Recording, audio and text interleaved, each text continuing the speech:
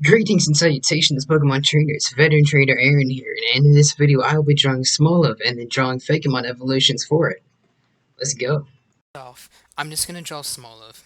Can't draw fan art of it without having practiced drawing it at least once. Thankfully, it's a pretty simple design, and just once will be enough to get the hang of it. It's literally just an olive with little stubs and legs, some leaves, and another smaller olive on top. Simple and slightly bland.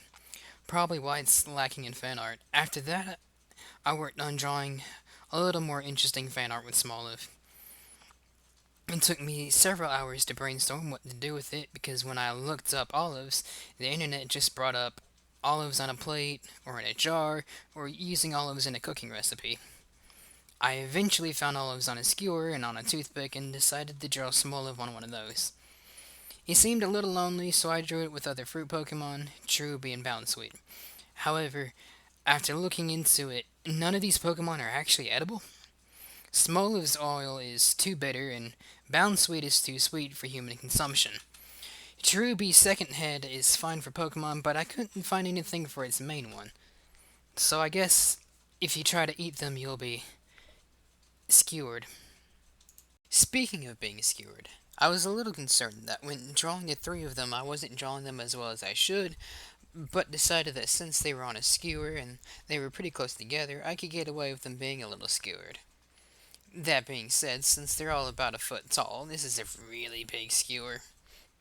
They might not noticeably squish together.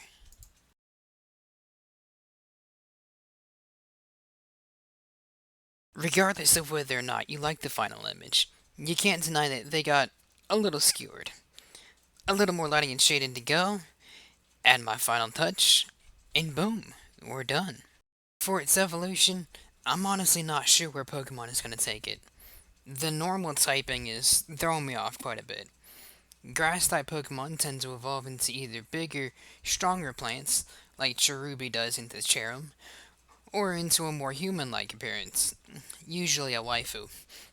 For Smoliv, it's being speculated to evolve into something involving olive oil, which I'm honestly not sure how they would go about designing that. And when you ask me what I think of when I hear olives, aside from olive oil, my would be olives, 'cause I'm like that. And then I think of olive branches and Olive Garden. I went with the olive branch and the bigger, stronger plant direction.